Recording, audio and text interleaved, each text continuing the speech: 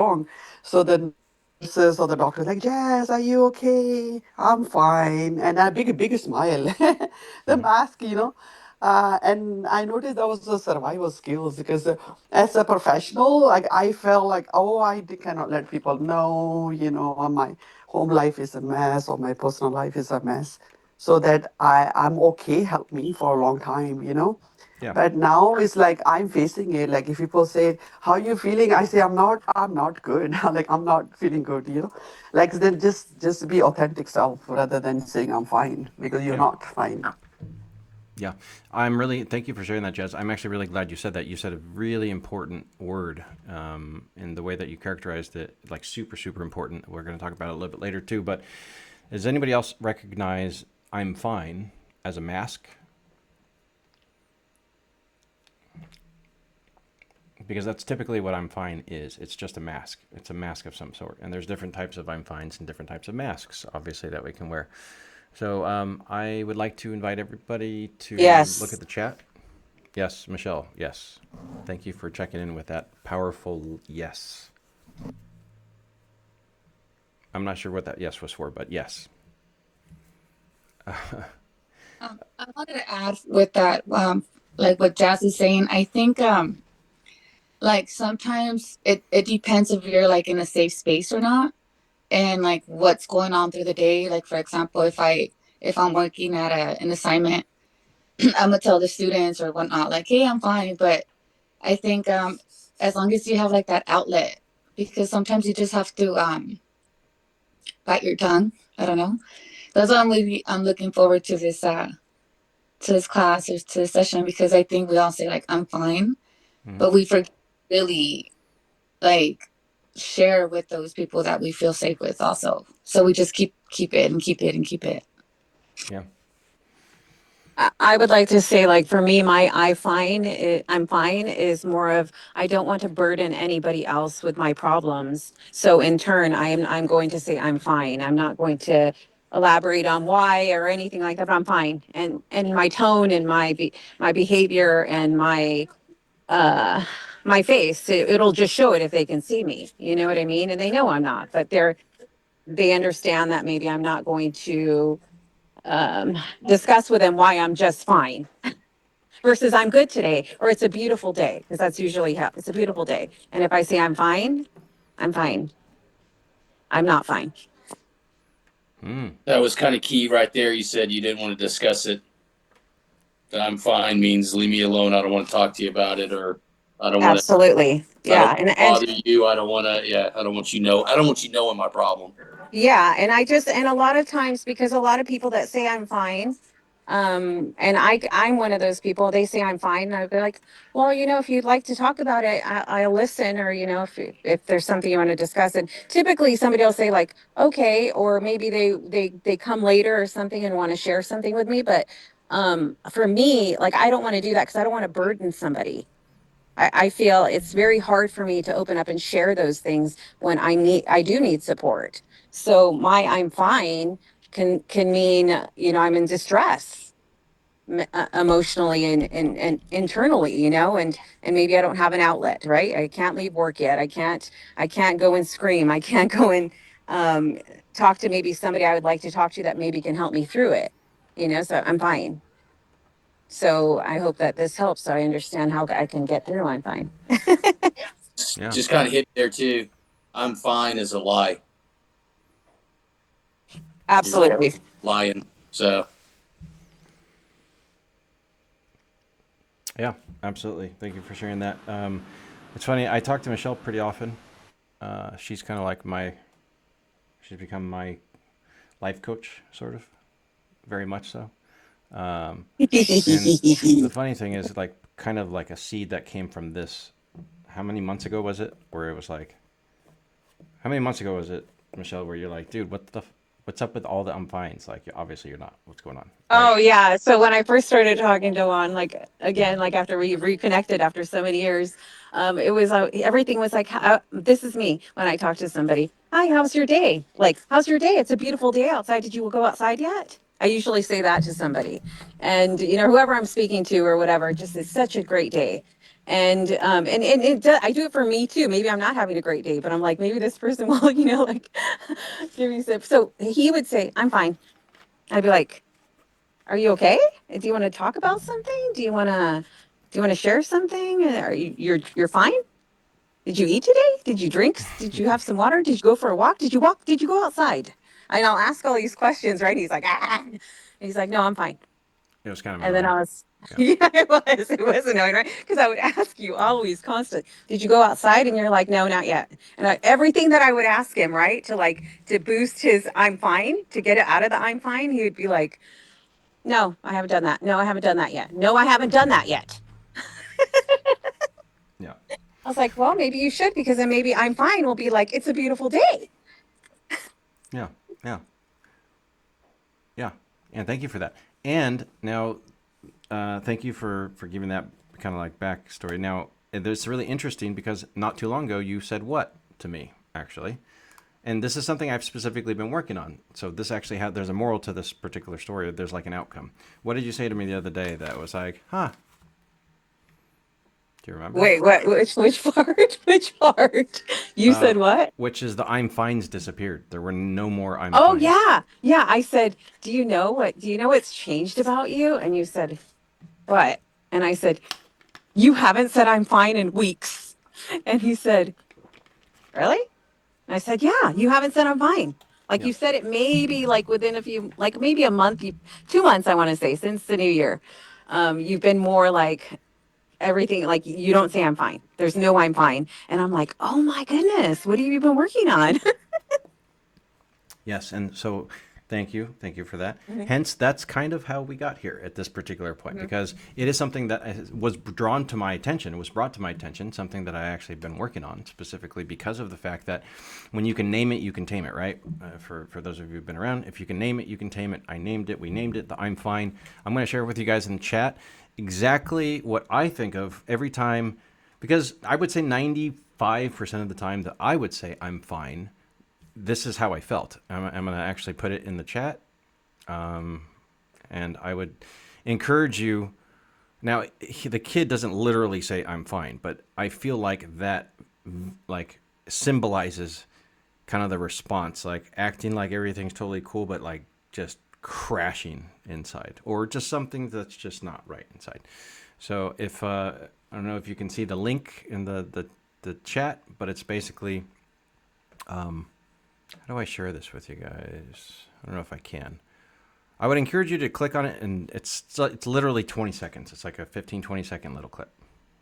And basically it's this little kid, his first day at school, he's being interviewed. And he's like, oh, happy first day of school. And then the reporter's like, you're not going to miss your mom? And the kid's like, and then he just immediately like breaks down. Like, so obviously hiding the sadness, hiding the fear, hiding whatever is going on behind him. And so that's where the I'm fine kind of like, it's that mask, exactly what Jazz talked about, what a lot of you have already mentioned as well. So now you guys will, since we're talking about this now, it's brought to your awareness. You'll start to see over the course of the next few days, well, hours, days, weeks, perhaps months, however long it takes, that I'm fine just simply won't exist. It won't be part of your vocabulary anymore. And so that's kind of like the goal of the evening, is to plant the seed that's going to then grow into this giant beanstalk. And then you'll never just be fine, right? You'll be good because now you're aware of it, and you'll be able to positively affect it because you can name it. You'll tame it by naming it, right? So that's kind of like where we're starting. Now, the check-in. We'll do this quick little check-in. If you want to check in with PEMS, I would encourage you to do so physically, emotionally, mentally, spiritually. And then also really the check-in questions. When you say, I'm fine, what are you usually protecting people from seeing? Okay. So what are you usually protecting people from seeing? I can go really quick on that. I'm usually protecting people from seeing how weak I feel like I truly am. When I say I'm fine, I don't want people to know that I am as weak, insecure, lacking confidence, sad, heartbroken, whatever. Just all the things that I don't want people to see, all of those things. And so that's what I don't want. That's what I'm protecting people from seeing. All right, so I'm checking in with that. And you guys want to go popcorn, or should we, for the sake of efficiency, what would you guys like to do? one person picks the I'll next? go Or next. I'll go Okay, next. perfect. So my I'm fine is yes, I don't want, like I said, that I feel like anything that it's a lot about me, but like I don't want to feel people to feel bad for me. And I have a hard time asking for help. So for me, there's only a small group of people that I can be comfortable with to share that I'm fine. So, and it's very small. So for me, it is. I don't want anybody to see that I'm not strong enough. I know and you have to be like, yes, I know. So it's just, I don't want people to see that part of me. Yeah. Thank you. So you don't want people to see that part of you. Juan, what you said resonates 100% with me. I just feel like I can't go that deep into myself and let others, let alone me, see me that way. Like experience, just the experience of that in itself is like so deep that oh, it's overwhelming. I don't know if I can handle it myself, let alone sharing that with someone else. And I'd love to be able to.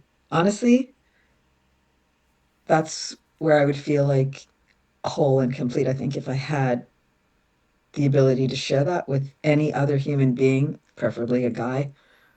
It's great with a girl, I guess, because a girlfriend you can share and laugh and cry and all kinds also, but it's in a relationship. If you're in a relationship, like that for me would be, I guess I have that huge fear of intimacy, right? So that's the part of that, which what you described is, yeah, I don't want anybody to see me or judge me or come up with their own idea of what I am just because of my weaknesses or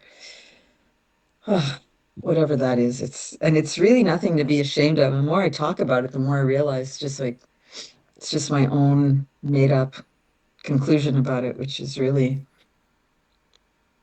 everyone shares that, I think. Just we Yeah. just go with our fears versus just letting go and take a chance. Yeah. Maybe it'll be just fine, Yeah. Thank you for being in the moment and speaking that out loud. Because again, the fact that you're speaking it out loud to yourself, is powerful because now you will never not have that action moving forward. In any moment where you repeat the words, right? I'm fine.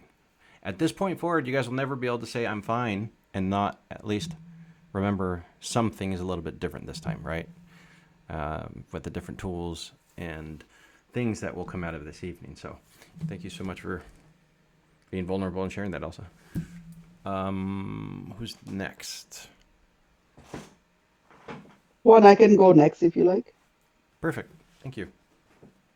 So when I say I'm fine, it's usually I'm protecting myself from getting hurt also. Like the other way, as I mentioned, being judged, not being understood, and not having my act together, kind of thing.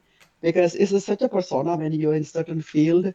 At least I felt like that. Like I am there to serve other and to be the confident person in that profession, right?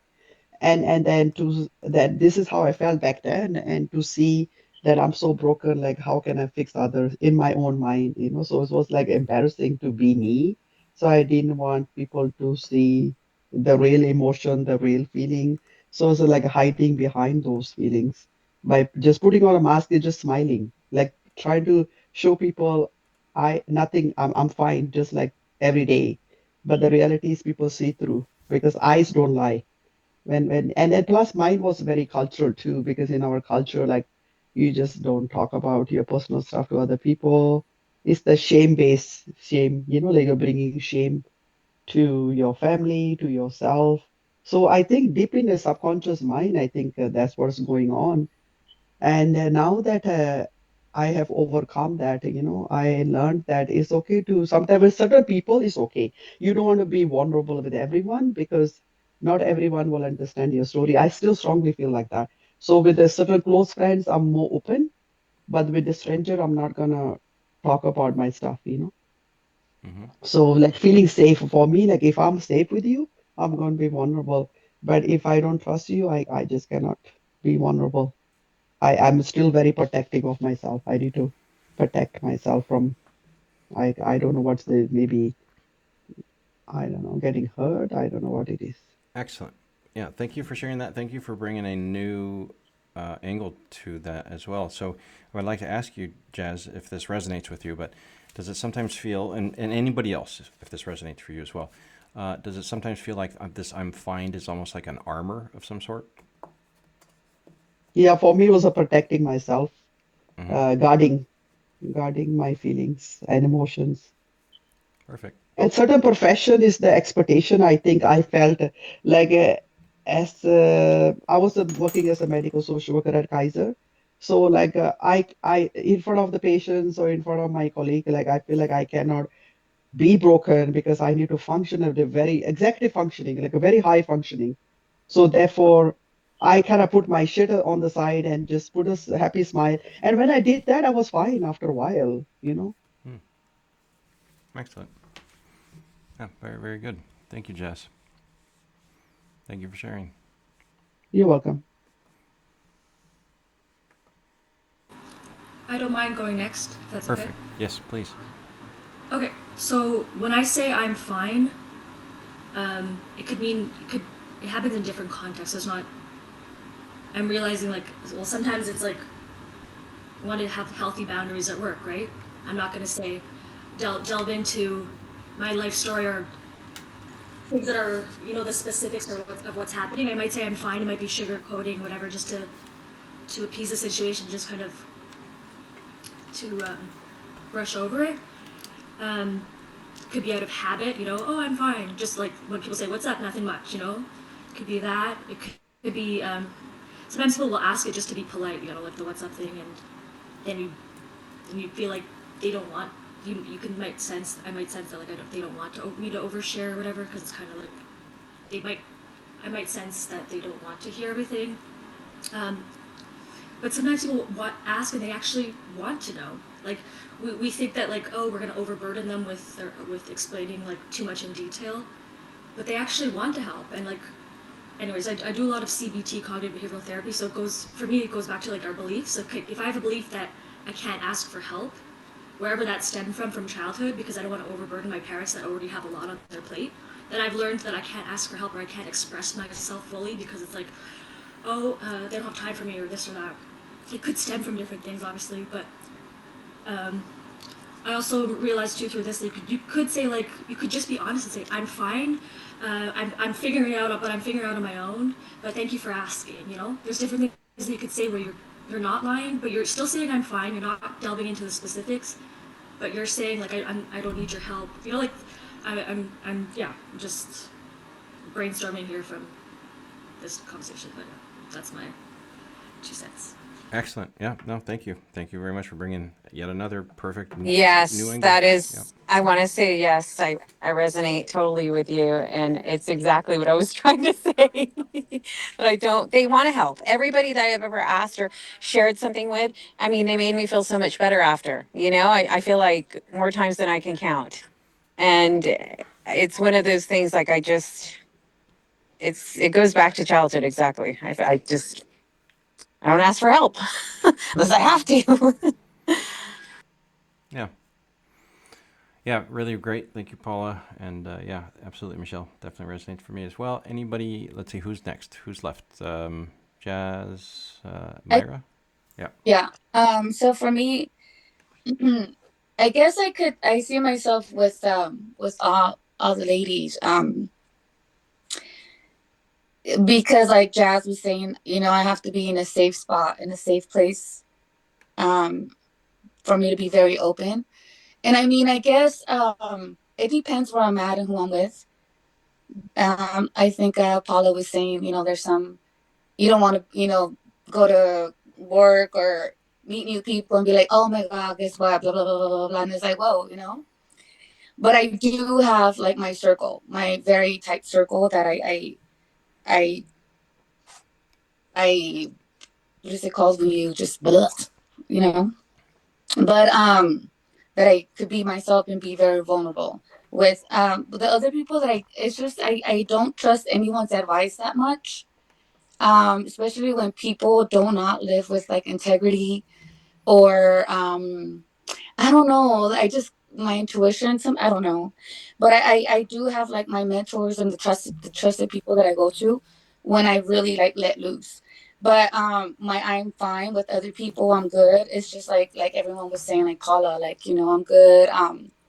And maybe it's an armor, but I guess it's just it depends. Like in my day to day with at work, it's just like I'm good, I'm good, I'm good, and just try to be like go through the day and then at night either I mean whatever release form you have, but to me I feel that I am very very open and vulnerable to those people that I am close to, because and like Jazz was saying, also cultural, because I think we have it in the back of our head when you're young it's all gossip, and you don't want people to know all your shit either. So yeah, I do like to protect my energy. I do like to protect who I tell, the people that I confide with, but I don't know. I guess it is an armor for me, but I'm very particular with who I'm very open with, and I don't. I just have to really trust you, and I don't know. I don't know what that means, Juan. Yeah, Thank you. perfect. Yeah, thank you. Thank you for sharing.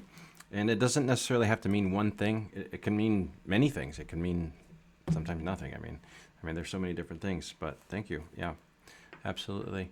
And is that everybody? Right, Mark? Perfect. I didn't get to go. All right. I've never said I'm fine. Never used it. Excellent. It's not in my vocabulary. But as I'm listening, I heard Elsa talk about weakness, and actually, I look at it as a sign of strength because you're just like Myra. You're not. You don't need to share. You don't need to break down, or you don't need to. But as a man, when I hear I'm fine, what did I do wrong? What I miss? What did I do wrong? How did I hurt your feelings? What? So, and I usually get a couple I'm fines till I can dig deep enough and a hug and babe, come on, what's wrong? What did I do? Or it's not what you did, it's what you said, it's what what I mean. So, uh, on the normal day to day, if anybody asks me how am I, what's up, it's I'm awesome. I am awesome. I'm awesome, or God is awesome and he blesses everybody around me. I don't even think about saying I'm fine for me. I'm just, and you are what you say. And the key word here is I am. I mean, we're using I'm fine, but still the affirmation of I am. If you say that's as within, so without, right? Or so as above, so below. It's you are what you say, and if you walk around saying I'm fine or what that, that's where you're going to be. And I don't want to be around those kind of people in a way. So I'm awesome. I'm always awesome no matter what, and it makes me think that way and flow that way. um, but yeah, to me, when I hear I'm fine, that's a code for I'm going to be what's wrong is the next thing. So, and or then the next thing is what did I do? So, but I don't think it's weakness as far as like Myra. If I have a coworker or somebody like I'm fine, to me it's none of my business in a way. Or I, how do I say? There's some people that are always drama, and it's like I'm here at work or I'm here at this place. We ain't got time for It's so those people I usually change. I don't say, "Hey, how's it go?" or "How you doing?" or anything anymore to them. After a while, I don't want to hear. It's, "Hey, what up?" or "Hey, awesome day today." You know what I mean. I don't ask. I tell. So awesome day today. Hey, that looks awesome on you. Looking, love that. Love that smile. It's yeah. So yeah, that's exactly. I just want to say, yeah, I've never said I'm fine. So yeah, Excellent. That's good. So you don't say I'm fine. What I would ask you to do is just maybe consider, take however long you need. If there is a like a default response that's kind of like I don't necessarily want to get into how I'm feeling at the moment, or there's just if in your vocabulary and the way that you communicate, if there's something that you just put out there because you're delaying or deferring or like just trying to push something out so that you don't really have to expose yourself. So just something to consider, to contemplate. However, at the same time, you have noticed that it means something for others, right? So you're seeing it. So you're kind of like looking at it from the opposite perspective at the moment. Instead of being introspective, right? You're noticing it, right? So I would invite you Yeah. to go ahead and do And that. yeah, well, as a man of action, I'm just going to deal with it right there. If I got a problem with you, I'm going to deal with it. So either you're late for work, you're causing me a problem, or I didn't like you didn't clean up, or I didn't like. I mean, yeah, I'm gonna deal with it right there. Yeah. So there's no hiding anything for with me. But I don't want to be a jerk or anything. So usually I'm a little tactful about it. But yeah, no, I don't. That's interesting. Yeah, I don't have a I'm fine default. I'm I'm not happy. I'm not happy with this. I'm not happy with that. So that's my Perfect. default. I'm gonna tell you and deal with it right there. I'm not gonna carry it. Yeah, no, that's really good. That's very, very proactive. That's a really great communication skill to have. It kind of coincides with what we talked about last week, right? Which is creating boundaries and being direct with your response. So, which actually helped me still. I mean, helps me every week. It's getting easier to actually just dive and see what I really want instead of, pleasing or having a hard time saying no. So that's really, really good that you have that already going for you. Now, I mentioned in the invitation, we're going to do basically, it's a 90-second exercise, okay? And I call it the 5 N's. And I'm going to ask you if you can grab a piece of paper, write this down. And basically, this is a 90-second, basically, little cheat. Well, I don't know if I would call it a cheat, but little basically exercise you can use to process emotion without spiraling. The goal isn't to feel everything, it's to turn the dial from mute to 2. And when I say from mute, it's with the default I'm fine. Kind of like, I don't want to get into it. I don't, it's kind of just like this, like kind of like the brush off version of I'm fine. So for those of you that resonates with, kind of like I don't really want to get into that type of thing. And number 1 is name.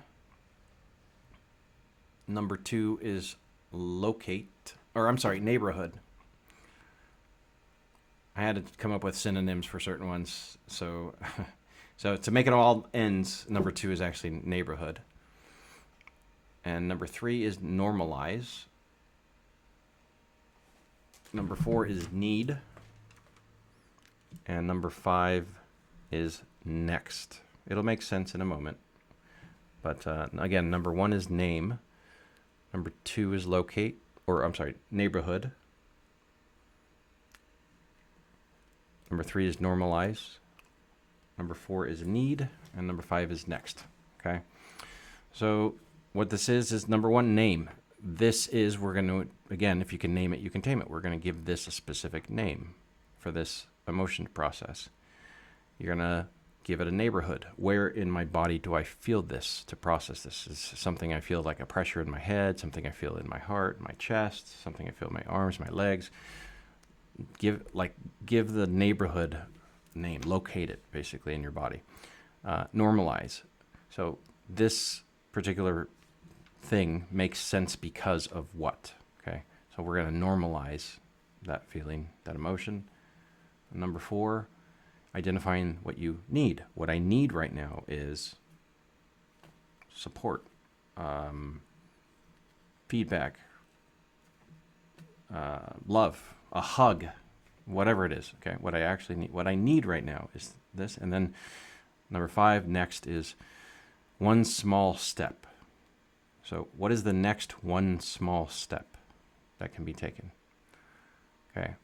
And the reason that this 90-second tool or exercise that you can do with yourself to avoid from spiraling and to basically not become kind of numb if you find yourself using the I'm fine, okay? And again, this is just the default I'm fine, where it's almost like you're creating a little bit of numbness. It works because it turns a vague, almost unnameable distress into something specific and workable, okay? Something specific and workable. Now, what I would have you do is do this. You guys want to do it on your own, or do you want to do it together? So this is like the first kind of like exercise, but I don't know. I'm so sorry. I'm driving. I can't. That's fine. You can Maybe observe. can we do it together in a group or We can. no? Yeah, like a whole as a whole. Yeah, we can do it as It'll a be whole. easier It than just depends on it, how comfortable, and if you're comfortable sharing, we can definitely if do it. everybody's okay with that. Yeah, I don't know. Just thinking out loud, It'll but be more I efficient find like time-wise. sometimes, yeah, I feel like sometimes because when we do that, you don't have to split anybody up, and then you get to really hear the different perspectives, and it's kind of cool if everyone is okay with. I think we're pretty close. We don't have that many people, but it's my opinion, my thought. But if somebody feels that they prefer it otherwise, it's doesn't matter to me. It's just my preference with that. But Okay. So what I would ask you to do is I would ask you, or I would invite you. Well, actually, is everybody okay with just staying in the group? I gotta make sure everybody's okay with it. Jazz, Yes. Yes. Michelle. Yes. Yes. Excellent. Okay. So yeah, we'll just do it as do it all together then as a group. What I would invite you to do is something small. Pick something small, maybe. I mean, not something highly. I don't want to say traumatic, but something that's super super heavy. Not something that's gonna be too difficult. Just something small that you realized maybe recently. Had you saying I'm fine because you didn't want to share. There was something that you didn't necessarily want to expose yourself to. And this is not about whether or not you should, the person, we're not talking about context, just taking yourself back to that particular moment. Just something real, something manageable, like a stress, an avoidance, an irritation, maybe something with a little bit of heaviness, whatever it is. And then I would invite you. Who would like to go first? Once you have something that you've picked or you've decided on. Okay, we're gonna you go want through. it to be We're gonna something go through small? the ends. Do you We're want it gonna to be go. small or big It's totally up to you. Whatever you feel compelled Okay. to work on. And we're gonna go through the 5 ends, right? So we're gonna go through. So start beginning with name. We're gonna name it. I'm gonna ask you to name it. Yeah, I don't mind going just Excellent. as a test run. Thank you. So to name it, it would be like it's something that like distressed, like that I don't want to talk about. Okay, a lot of times people say, "How's your mom?" Like I don't want to talk about that because it just makes me spiral into something I don't want. So that I will shut off, but I don't say I'm fine. I just say like I don't know. So if somebody says, how are things going with your mom? What do you say? Like, have you seen your mom? Like, it's obvious. The answer is no, but I don't know why they even ask because it just like feels like it's digging something into me. Like, why would you bring that up? Like, oh, did you Okay. see your mom for Christmas? Or like, it's Okay. just, and I'm laughing because it's very hurtful and it's hard to Yeah. take. So yeah. Absolutely. No, So absolutely. It's gotta be anything about my raw. mom or my sister or my family, it's kind of like totally throws me out of the water. Like, it's just like, why are you asking? So I'm gonna ask you So right now, how are things with your family?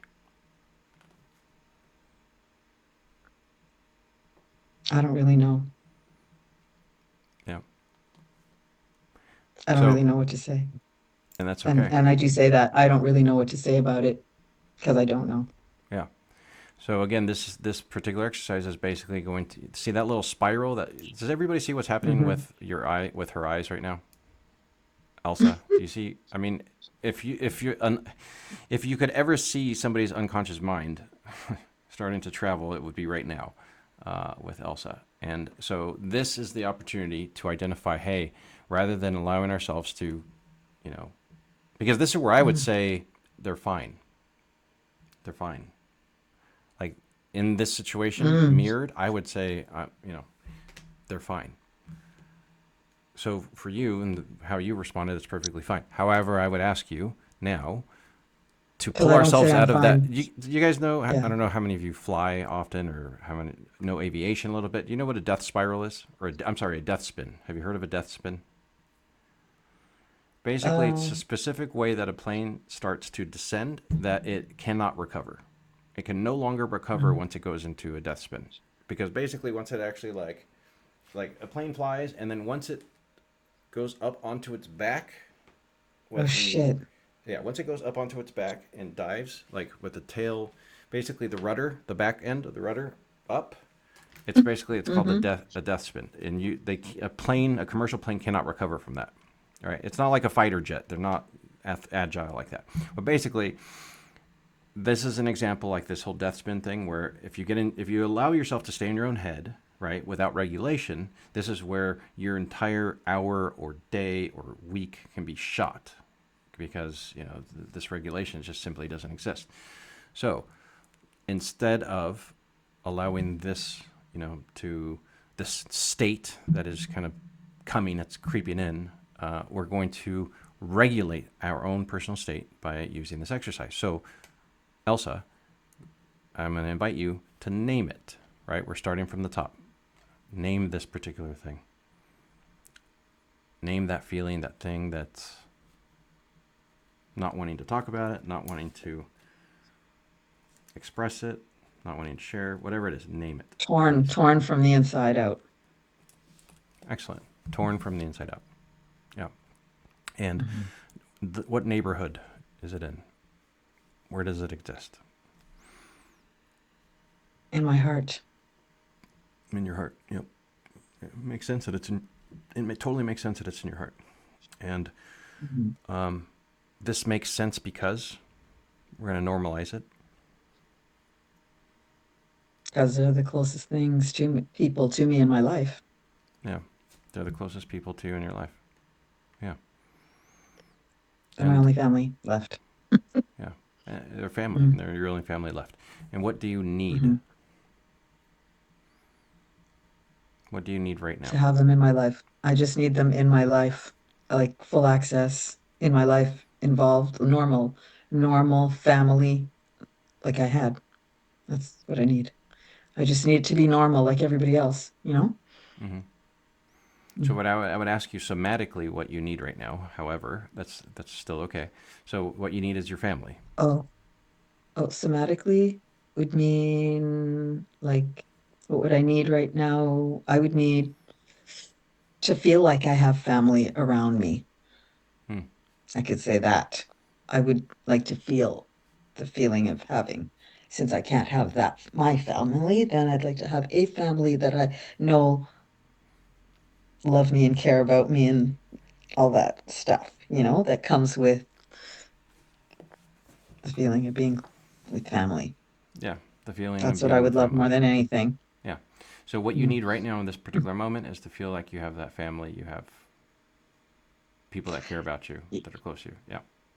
Is that right? Like really, yes, like the authentic shit, not this bullshit kind of thing, it's got to be the real stuff. Okay. Excellent. Now, next is the fifth one, right? So one small step is what? Get people around me that feel like family Mm-hmm. And what and could that have be? them around me. Could that be a message? Like what's the smallest possible step you could take for that to become a reality? Oh, because I don't like rejection. So, so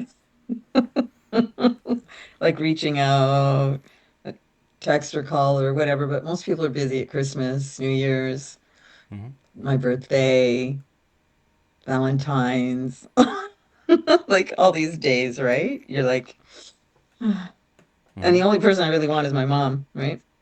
Yeah. And my sister. So, yeah. So let's refocus for a second on Okay. what's the smallest Next, next step. Yeah. plan something plan something with people that I love, plan an event maybe Mm-hmm. to create an event so that people can join with me so that if one person can't, then somebody else will. And then I can call my mom from wherever I am if she ever answers, if my sister allows her to answer. So I Mm-hmm. can see her on a face call at that time. So that would be like a double whammy. That way I would have my people, and then if my sister would answer that face call, then that would be one realistic small step. It would take planning for on my side, like Does it? actual proactive behavior. Yeah. Does Does that it make feel like the sense, Sarah? smallest? Does that feel like the smallest step you can take? No, it feels like a few steps there to get that, but That's okay. But does that feel like the smallest? And it's okay if it is the smallest. I'm just curious if that feels like the um, smallest step you could take. feels like it would take something for me to do that. Feels like it would take something for sure. Because honestly, I just want to hibernate and like crawl into a cave and just let the time pass. Hmm. It's really what I do, which is what I usually end up doing. I just sit by myself and just find something else by myself to do or whatever. That's what I Hmm. do. So up till now, Yeesh. and I would So hard like you to to say actually this. hear. No, well, thank you so much for sharing, though. I mean, thank you for being genuine and honest and open. And yeah, I don't know about everyone else in the room, but I feel like I trust you more and yeah, Mhm. love you more Mhm. because of it, Mhm. because you're showing that vulnerability. So thank you. Yeah, It's not thank you. lost on I don't think anybody in here. So Mhm. Mhm. going back to that though, um, yeah, does that genuinely feel like the smallest next step you could possibly take? Mhm. I guess the smallest step I have taken is maybe go to church or have people from church or I don't know, do something around church maybe or prayer Yeah. You mentioned that what you need or right now is feeling closeness, right? So feeling closeness like something to family. So the step right above would be just feeling like I have family or somebody close, like family around. Um, yeah, would it be that fair, or does it sound reasonable to you? Maybe just sending a simple hello through a text message to somebody that you care about, yeah, somebody you see as family, a friend, would be a really, really simple, small step you could take. yeah, it would be. I'm smiling my head off because I feel like I want to cry all at the same time. Yeah, it's okay. I welcome whatever that emotion is. It's appearing for a reason. And I mean, if you're open to the work, I would, yeah. So I would ask you if that thing that's making you feel like you have to cry right now had a voice and it needed to share something right now, to shift something really important for things to change in the future, and for this cloud that I can obviously kind of hovers over you at times, to finally let it go and let the season change from the fall or winter into the spring or the summer. I would invite you to give it a voice and just let it share what it needs to share if you're open to that. Uh, yeah, um, to name it, you mean? Or to say what I could, sorry, just trying to No, wrap my head it's around it. it's totally okay. Go ahead. Specifically, right now, just that part of you that's making you feel that way. If you could give it a voice to finally let it communicate what it needs to communicate, so that the season can shift. If you had to give that part of you that's making you feel this way, the sadness that's making you feel like you need to cry, if you could give it a voice and let it communicate Oh, what it needs to, what would it say? I would say I feel like if I reach out or send a message to anybody that I won't really get an answer, or I won't have anybody really, because a lot of people are busy and a lot of people just don't have time. So it would be just too hard to do it. It would just be better not to do it. It's easier to just like sit through it and just go through it than to have nothing in the end. I think it would be just easier to just do that and just live through it and whatever, figure out something by myself versus trying to like, you know, get something out of anybody. I just think it's easier Hmm. to just go through that. That's what I really think. That's what I would say. Yeah. So I would say I would just think it's easier to go through that than to try to get a message from people and Yeah. yeah, yeah, Well, yeah. not get, well, just deal with it by myself. Just Just isolate deal and with it by yourself. Yeah, thank you for sharing that.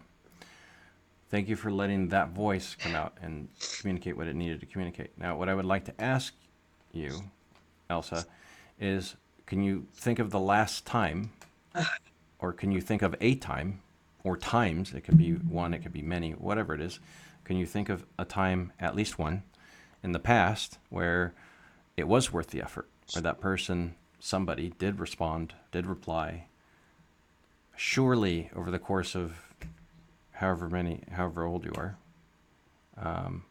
somebody has reciprocated or responded and said, "Hey, great to hear from you," or "Hey back," or "Hello," or something. Is that right? mm, it feels like I feel crippled. I have to say, if I can Mm-hmm. say that, so I don't do any. It's like I said, I freeze. I just, I just isolate, self isolate. So it's it's a weird thing. It really is because I'm so not like that, but Yeah. I do. Yeah, and it's So okay. I'm It's not not a sure. weird thing. I'm It's not just sure. what it is. But I'd like to Yeah, ask you though. it's just like It's not weird, Elsa. I Yeah, do it's the not same weird. thing. It's okay. okay. Does anybody else in the room self isolate at times or for various Oh, different? Yeah. me. So if you look around the room, I think it's literally every single other person all the can time. resonate. Yes, absolutely. Yeah. But what I would like to do is I would like to again ask you, can you think of at least one time in the past where that belief that you just shared right now is not true?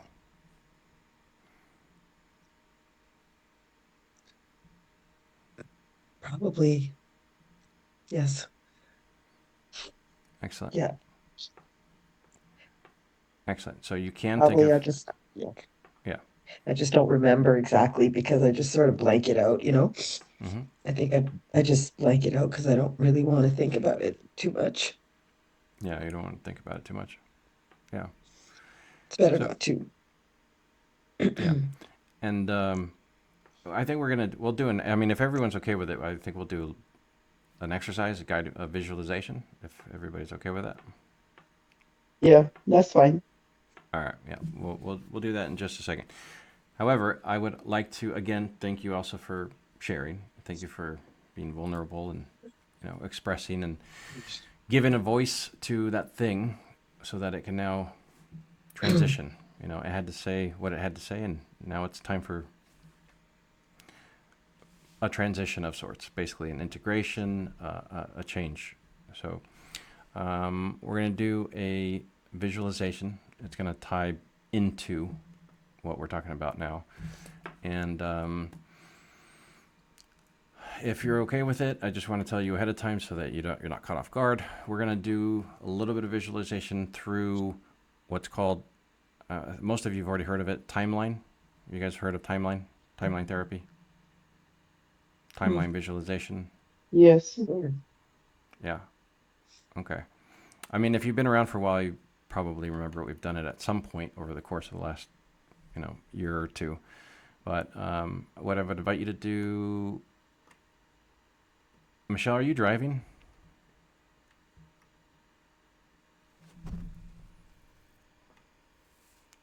Did you say you're driving, Michelle? Yes. Sorry. I'm gonna get in the car and I'm gonna park right now. I just left the store.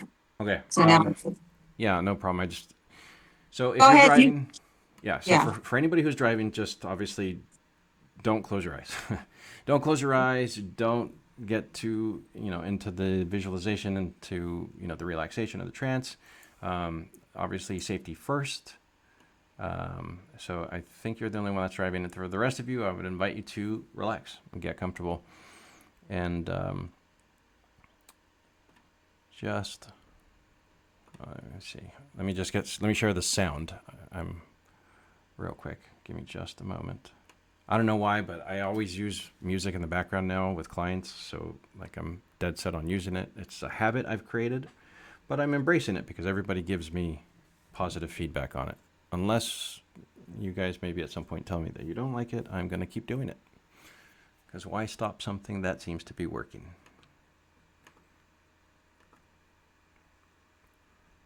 Okay.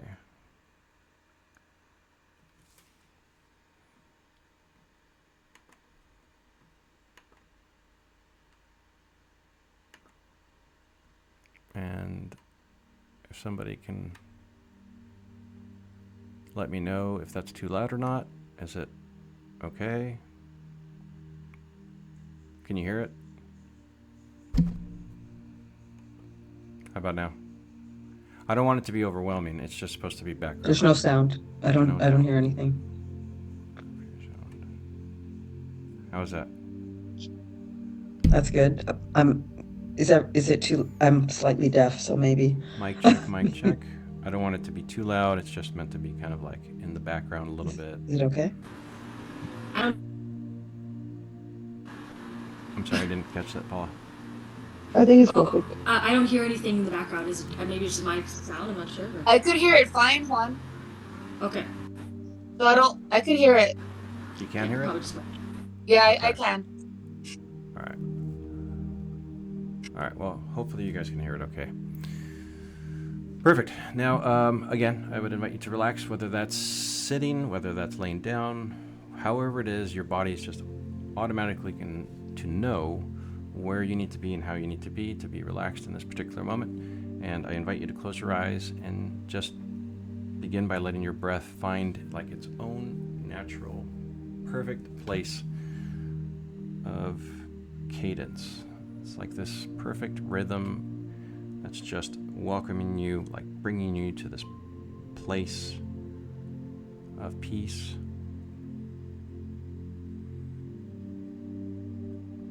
And we're going to begin with 4-7-8 breathing, and that's simply breathing in through your nose for a count of 4, 3, 2, 1, and then holding for 7, 6, 5, 4, 3, 2, 1, and then exhaling through your mouth, almost like you're blowing out through a straw, for a count of 8, 7, 6, 5, 4, 3, 2, 1, and again breathing in through your nose for a count of 4, 3, 2, 1, and then holding for 7, 6, 5, 4, 3, 2, 1. Breathing out through your mouth for a count of 8, 7, 6, 5, 4, 3, 2, 1. And now I invite you, as you continue to breathe in through your nose and slowly out through your mouth, we're going to do what's called a body scan, and that is simply becoming aware in the presence of your physiology right now. Just become aware, starting from the very top of your head. From the top of your head, just feeling what's alive in your body at this moment. And I invite you to see yourself almost as though you were a candle. Just allow yourself from the top of your head, feeling that wick simply melt. The day, the week, the month away, just melting from the top of your head, scanning down as the wax just simply melts off from the top of your head down into your ears. Slowly, slowly, as you continue to breathe fully and deeply through your nose and exhaling through your mouth. And now from your ears, feeling that gentle tug of relaxing gravity down into your shoulders, and just feeling that weight slide off and melt from your shoulders down deeper into your chest. Slowly, slowly, slowly, deeply, deeply, deeply. Now from your chest down into your stomach. And with your next breath from your stomach, just feeling it reducing any kind of weight or luggage, anything that you're carrying, as we go further and further down, deeper and deeper, down into your legs. from your legs down to your bottom of your feet. At that point, just feeling the support of the chair or the bed or the seat or the whatever it is beneath you, just bringing you to this place where with your next breath, you'll breathe in that color that best represents relaxation, that best represents this change, this perfect place where your subconscious can completely take over and update your operating system. And I invite you with your next breath to breathe in fully, deeply, and completely through your nose this color that represents relaxation, peace, and change.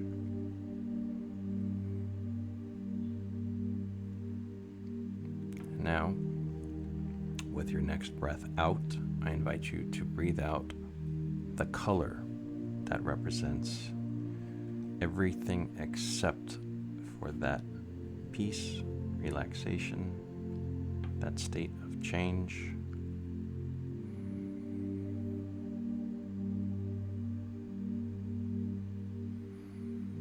Now, what we're going to do, I want you to think of those words or those times or that default response of I'm fine, or just the feeling of I don't want to talk about it, or whatever it is your subconscious already knows is a signal for you of a weight, a burden, something that makes that statement heavy.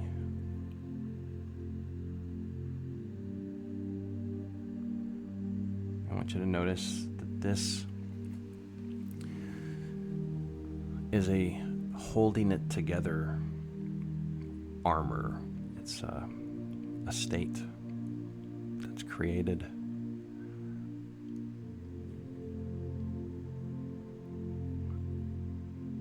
Now what I'd like you to do is just imagine that this armor, this thing, this statement, just imagine it's tightly wound around you, almost like a silver wire.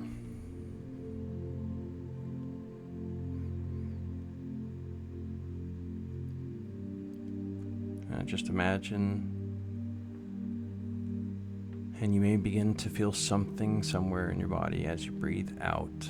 And I want you to see and feel and hear one wire at a time beginning to uncoil around you.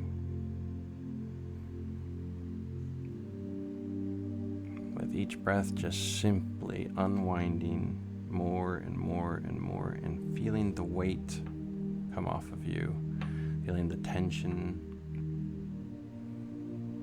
feeling that pressure. One wire at a time. You don't have to drop the whole shield of armor, the coat of armor yet. Just simply loosen the grip.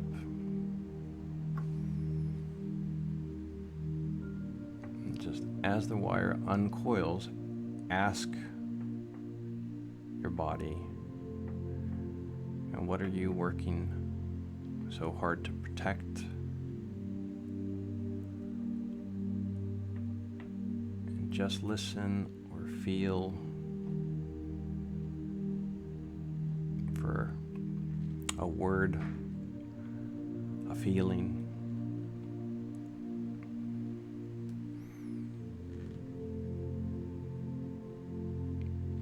And when it comes to you, naturally, effortlessly, let that sensation know, I see you, how hard you've been working. You can rest.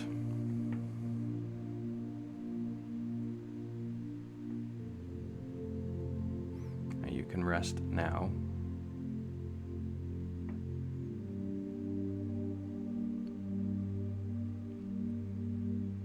And now, what I'd like you to do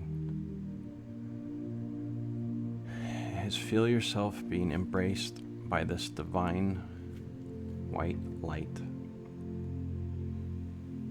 Almost as though you're being bathed or baptized in this divinity.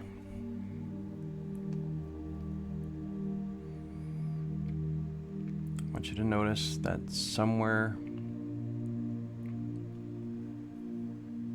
below you, in your mind's eye, you see this line begin to extend itself as far as you can feel and as far as you can see to your left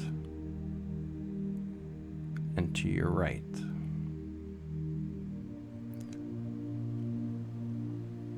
And from this comfortable place of observation, one direction you notice represents your past, and the other direction represents your future.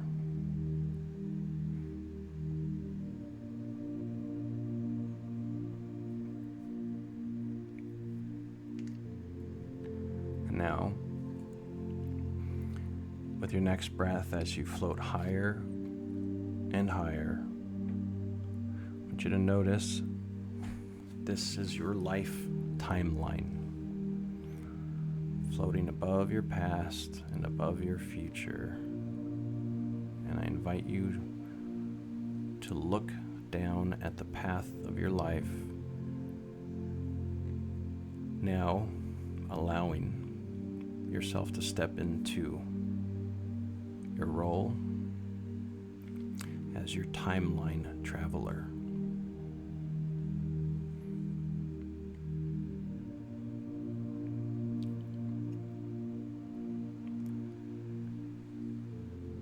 Feel yourself floating back into your past last year, past 5 years ago, back as far as you need to go. Your subconscious already knows how far back to go. Back to a time where you first learned that being fine was the safest way to be.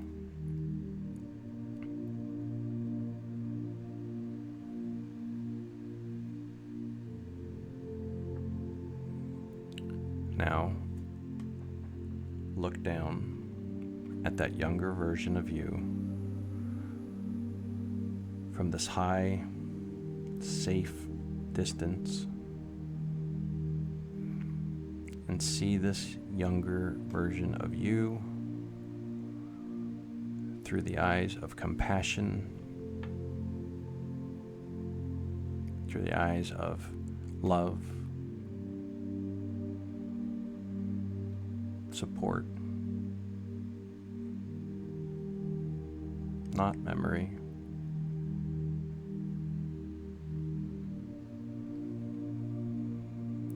I'd like you to notice from this height, notice yourself dropping a golden thread of permission down to this younger you.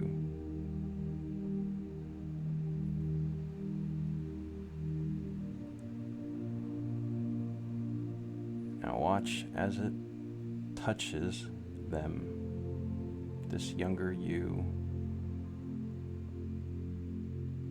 telling them that it's safe to be seen, it's safe to need what you need, it's safe to not feel okay, it's safe. You are not responsible for holding the world up anymore. You are not responsible for pleasing anybody. You are not responsible for anything other than what it is that you truly desire.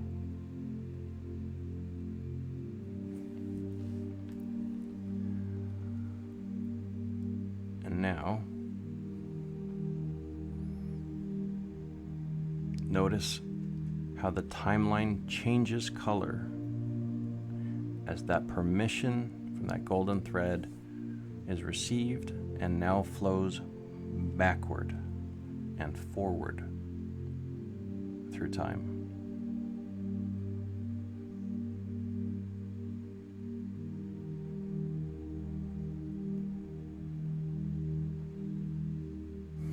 And now I'd ask you to see yourself and hear yourself travel forward in time.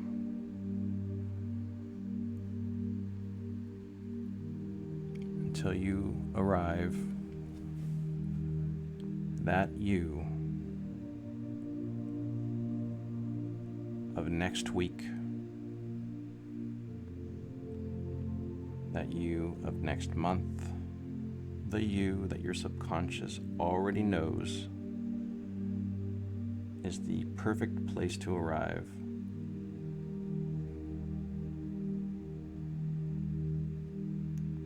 And I want you to simply look down at that you, at the differences, the changes that are now allowed to exist.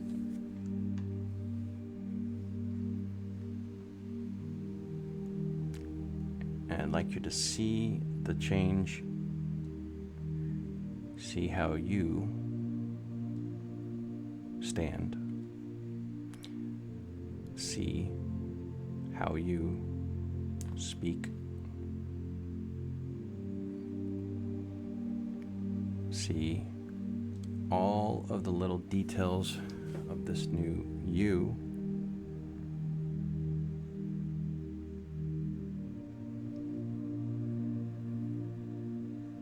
and see what's different.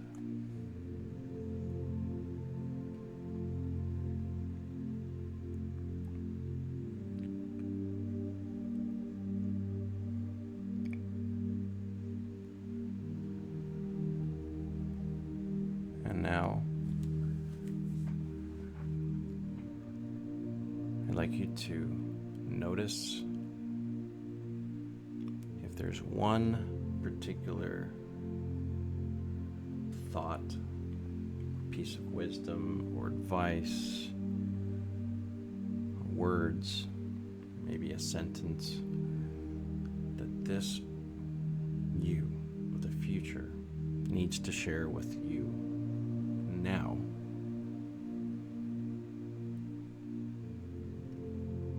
Just simply lean your ear in and wait for that whisper.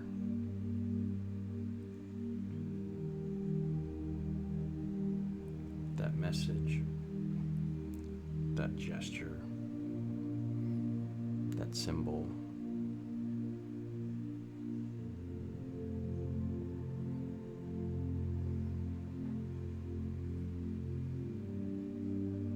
You may feel something somewhere in your body, whether it's a pressure, a pulse, a weight, a temperature, just something somewhere letting you know that that message is received.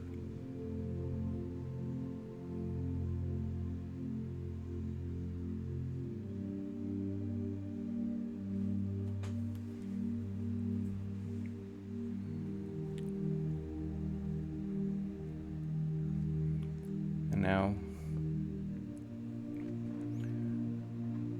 what I'd like you to do is simply feel yourself be brought back to the perfect present moment, slowly, comfortably, completely, through your timeline, back to this moment here, seeing the change in color through this timeline that will never now be the same, and see that you can bring back with you that feeling, that message, the words, the symbols, whatever it is that you needed. Bring it back with you as you arrive at this perfect position of your timeline. And starting from 5, I invite you to take another full, deep breath in of that color that represents this change through your nose, fully, deeply, and completely, holding for just a couple seconds, and then slowly, slowly, slowly blowing out through your mouth as we go from 5 down to 4, cementing this change from 4 with your next breath in down to 3,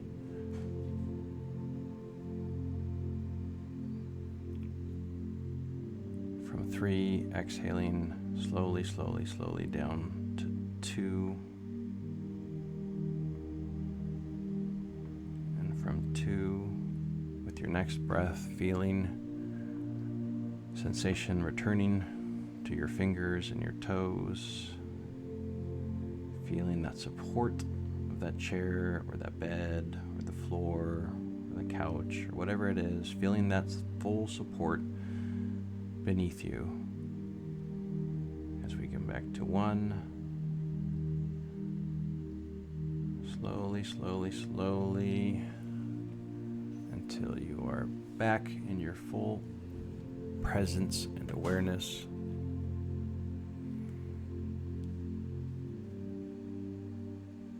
With permission to simply return to your present moment.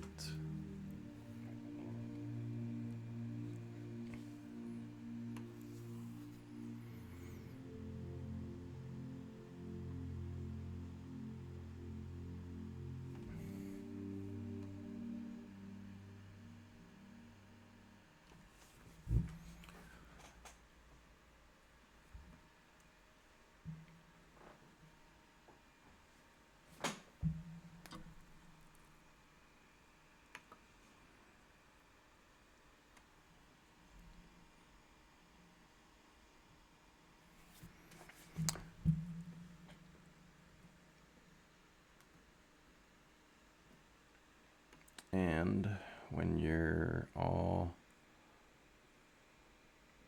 back in presence, I'd like to invite if anybody has any, the question is, what feels different in this particular moment?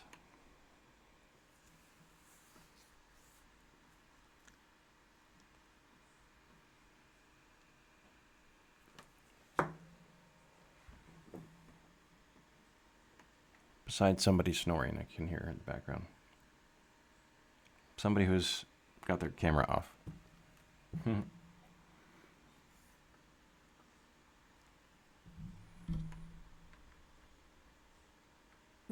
No, I was not snoring. If you're pointing at me. I wasn't pointing at anyone, but if that's what you're, if you're feeling Oh, I guilty, don't know. You say camera off. Sorry, you say camera off. that's okay. Yeah, no, don't apologize for anything. Yeah, don't apologize Okay. for that. So, you guys feeling good? You're all right? Everybody's back? Okay. All right. So I just want to get into that little visualization. And How are you feeling, Elsa? Wow, like I think I felt myself zoning out because I just kind of heard your voices and I became alert. Like I don't know what that means, but I was feeling really good listening to you. And then I think I just faded and then I heard you talking and I must have missed something there. I went in deep. Excellent. So that is basically a trance. Okay, so you went into a trance, and your subconscious will remember even if your conscious does not. So whatever work needed to be done will be done, and your subconscious will basically start to wire some of those adjustments. As far as like the imagery, symbol, communication, do you remember we did a little bit of timeline? Do you remember we were talking about floating? Do you remember experiencing any kind of, what do you remember actually? Rather than asking you, I would like to hear specifically what you remember. That you said? What I remember what you said? What Yeah, you felt or I experienced or just I felt I felt very relaxed and very light and and then I don't remember after that. It's like I think I it's surprising that I'm alert right now, but I feel really like the word when you said in a trance, it that does make because I just like became instantly my eyes open when I just heard you speaking and I'm very alert. You see, I'm not even sleepy or tired or three. mm-hmm. I haven't really done this very much, except with you guys. So I don't know how else to describe it. Yeah, no, I mean, you're describing it perfectly. Whatever your experience is your experience. So you're describing it perfectly. So thank you for Okay. sharing that. Yeah. Okay. Yeah. Anybody else? I'm curious, and you'll see it's different for everybody. Like it's typically different for Thank other you. people. Thank Anybody you. I else? feel great though. Good. Excellent. Excellent. Anybody else have a similar or different um, recollection of the exercise? I just want to say, yeah, I don't fully remember everything. I was kind of maybe in and out of a trance or like maybe falling asleep. I'm not sure. But one thing I do remember, I remember a few things, but one major takeaway was when I was visualizing like the is it the silver thing like unwinding around me, like the armor. I felt like almost a release in my jaw, and I have a really like I grind my teeth at night. I've broken my teeth before in my sleep, even with the night guard, because of how tight my jaw is. And I felt like this like when I was imagining it unwrapping, I felt like a release in my jaw, and it just felt powerful. Like it just felt like something shifted in my jaw, where like something was being held in that was able to release. Who knows what is actually happening, but that's what I felt during it. So that's one of my main takeaways. Thank Excellent. you. Yeah, no, thank you for sharing that. And yeah, so everybody, again, will feel different things at different places, but physiologically, you can begin to feel that pressure. And that's a positive sign because that just means that the change is not just happening in your subconscious, but it's actually taking shape in your physiology as well. So, how many? Actually, I don't think. Jazz. Okay, I think Jazz is the only one that was here. Jazz, I want to bring the story up, but Jazz, do you happen to remember um, the healing work that was done with Rachel at the Yes. event? Yes. Yes. Mm-hmm. Yeah. So what Paula is kind of describing is similar work, which so one of our friends, one of the people from the group, who I mean, she just hasn't been around for a little while, but where was it? Was it in her neck? Where was the issue? I forgot, but was some body part. Yeah, it was. Oh no, wasn't it? No, Juan, wasn't it a headache though? Wasn't it a migraine headache or something that went away after a while? No, it wasn't. I want to say it was two things. Maybe the headache, but then there was also a physical pain that was rehabbed basically for years. It had been 15 Oh, years yeah, yeah, yeah, essentially. yeah. It had Chronic been, pain. No, yeah, back. I think it chronic. was the back. It Chronic was back pain. neck or back pain. I don't remember exactly what it was, but essentially Yeah. this pain, that was a chronic pain that has been around for 15 years, to the point to where um, she actually had, what is the one that's worse than Vicodin, like the really dangerous drug? I forget what it is. Not morphine, is it? No, I think it's Percocet or something like, or Oxy or something like that. Basically, that drug that those companies got sued for, like a bunch of people got Oxycontin? addicted. It's probably Oxy. Yeah, that sounds right. Anyways, Oh. yeah, she had dealt with it for like 15 years, and then just going through this particular exercise, through this particular trance, her and I asked her a couple months ago when she came to the class. I don't know if anybody else remembers me asking Rachel, Is this but I asked her. Rachel?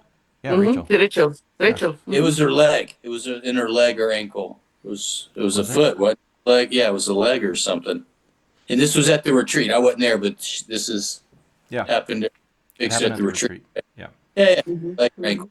Yeah, so basically, this chronic pain, which had bothered her for like 15 straight years, which she had medication that she didn't want to take because of, obviously it's addicting. It's like horrible, horrible stuff, and even then, it didn't necessarily bring her long-term relief. The last time I talked to her, still, even like a year later, it's probably been close to a year, if I remember correctly, just gone, relief. And so, Mm-hmm. yeah, that's an example of like the type of work that you can do, that can be done when you're getting into your, into your subconscious, and you can feel it physiologically. Absolutely. So I'm hoping I won't break. It'll stop me from breaking my other teeth. Hopefully, I'll have as great of an experience as an that's outcome. fantastic. Now, I would like Sorry, to off actually, topic. yeah, go ahead. And Sorry, towards off breaking more topic. teeth. Anyways, I'm going to Paula, come you back to can that in a get second. Sorry, Yeah, go ahead, well, Michelle. yeah, you will come. I'll say it at the end before we leave, Paula. Well, I just wanted to ask Paula, now, through that, basically that physiological feeling that you actually had, which manifested itself in your mouth, um, do you still feel like there was any unwinding to do, basically? Or do you feel like, I can't tell. I can't tell if it was just like it feels kind of like a release, but I can't tell it which. It's been it's been like this for so long. The tightness in my jaw that like I don't know what it feels like to not. Like I don't know what if that's just the beginning of a release or if that's just like a yeah, it's done. Like I don't know. excellent. Have you been doing it your whole life, or Sorry. have you been doing that your whole life? Or is it something that, I'm not sure. I know that my dentist only recommended a night guard in the last couple of years. It's possible that I've been doing it my whole life. It's when I'm sleeping, so I'm not aware of it. okay. Yeah, yeah, thank you for sharing that. Okay. I mean, we can come back and can help you with, like fully untangling it or unraveling that, if need be. And actually, I don't want to donate your time, Mark, but Mark could actually really help you with visualization to practice that as well. Yeah. Excellent. Anybody else? Anybody else before we kind of move on? Yeah, just Elsa. You've been here for a while and kind of got to know you and everything, and knowing you had this problem with your sister and your mom, and for it to all of a sudden come out, fear of rejection is just kind of enlightening.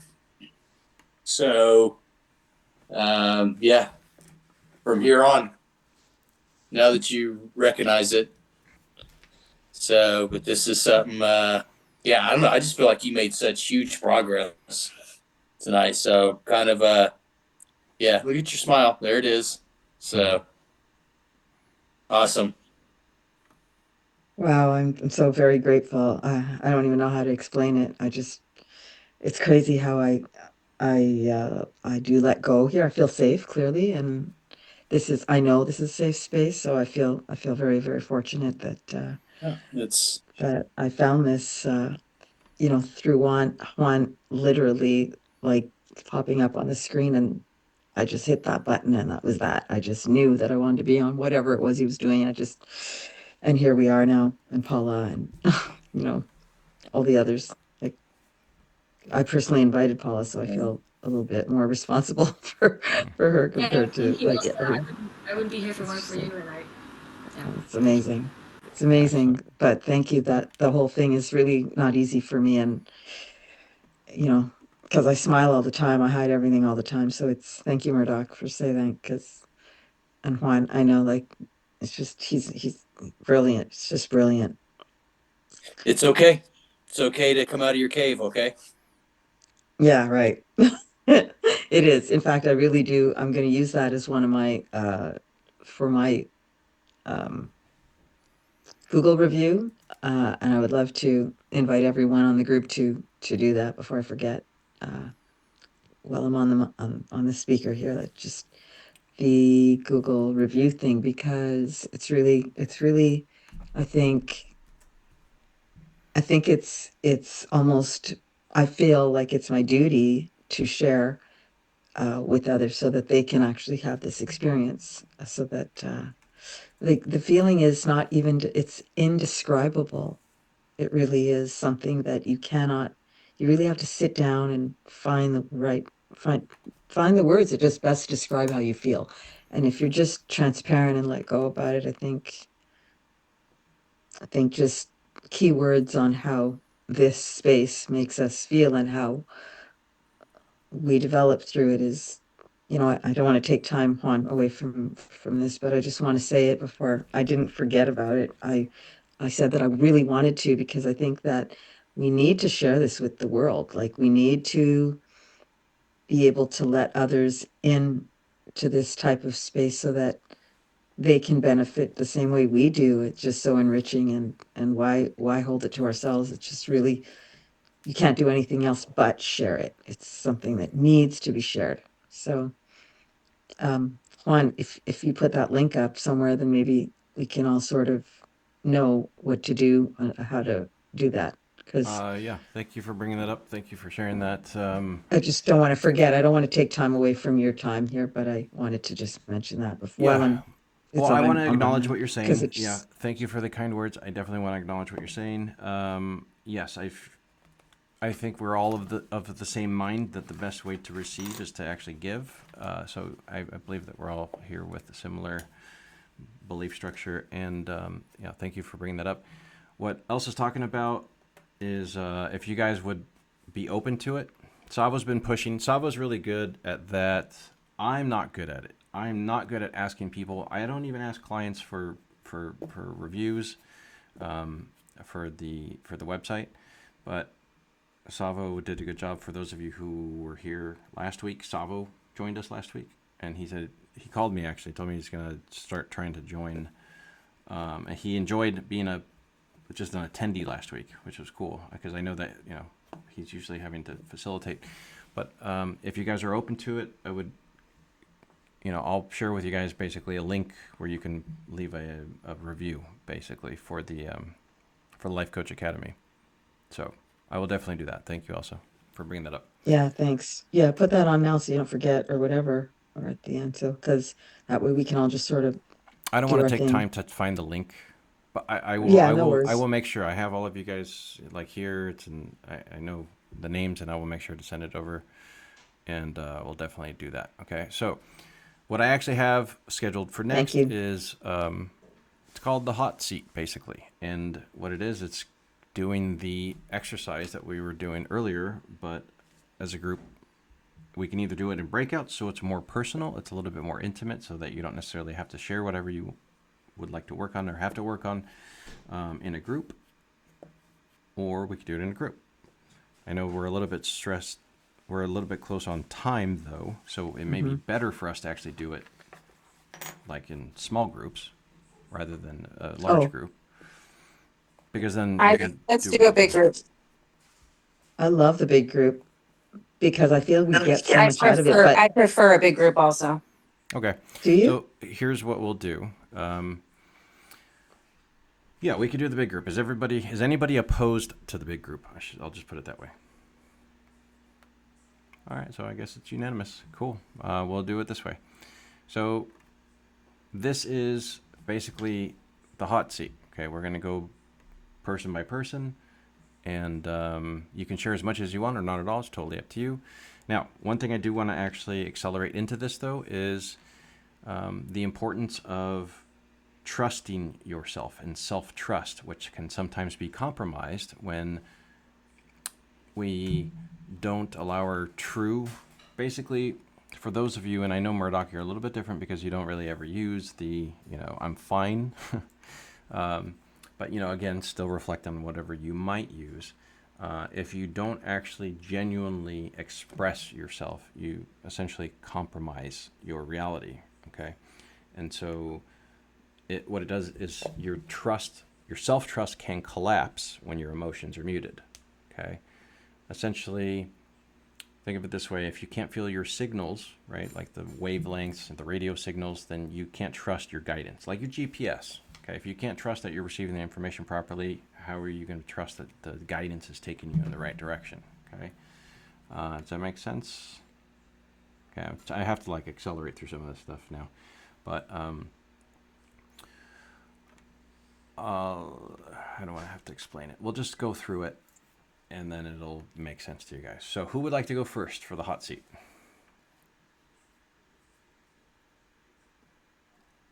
See Mariella looking away. Well, Mariella. it's funny because it's like, oh, let's just do it as a group, and then nobody wants to volunteer. Okay, I'm in the hot seat. I'm okay. You're in the hot seat, okay? And I'll take it. okay, so well, also though, at the same time, it's not really fair to Mariela because she was here a little bit late, so she didn't get the structure of the 5 ends and everything. So just let the record show, Mariela, that as much Okay. as I used to pick on you in the past, I am now your biggest advocate on not picking on you. I'm cool. Hey, did you show the group your organizer, by the way? I think you should show your group your organizer. Oh yeah. Oh, God. Thank you. Hold on. Awesome. Hot second.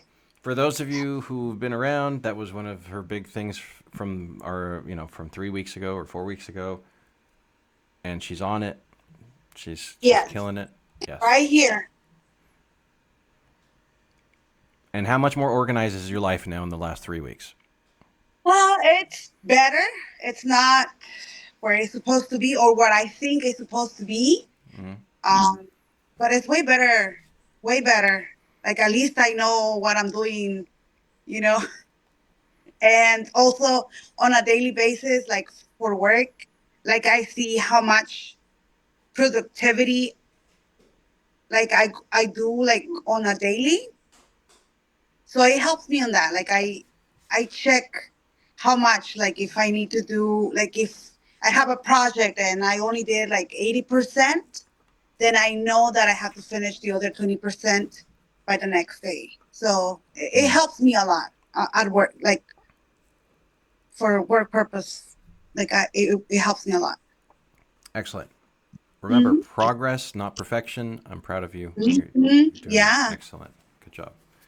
Very, very, very good. All right, so you're on the hot seat. So I'm going to make this, like I said, I know that you weren't here for the beginning stuff, but basically saying I'm fine, not actually expressing your emotions. If you basically sabotage yourself in that, the first question is, where does your self-trust crack? So where does your self-trust crack if you're not allowing yourself to fully express your emotions by saying something like I'm fine and denying others your open, honest, emotional communication? I think it all depends on like the person that I'm talking to. Cause like let's say if it's a coworker and like I'm doing something and I'm just walking by, I will say no, but I always said I'm good right now, but ask me later because that's something that I'm right now I'm good, but later I mean I don't know what's gonna happen at work. So if something crazy happens, then I might be anxious or I might be tired or running around. So I don't know. So I always that's my answer at work. I'm good right now, but ask me later. So I don't know That's good. if, yeah. Excellent. Okay. Well, do you have a pattern, or what's your pattern? Do you, just to give an example, do you like avoid, overthink, people please, freeze? Do you have a specific pattern?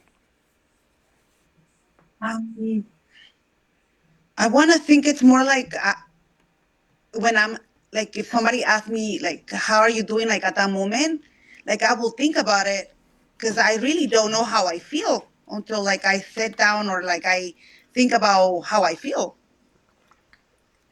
I think. So in that case, will be more like I freeze. You Let freeze. me. Hmm. Okay. Fair. That's what came up. Hmm. Excellent. And then the other question is there anything that you feel that you may need to forgive yourself for? Oh. Um.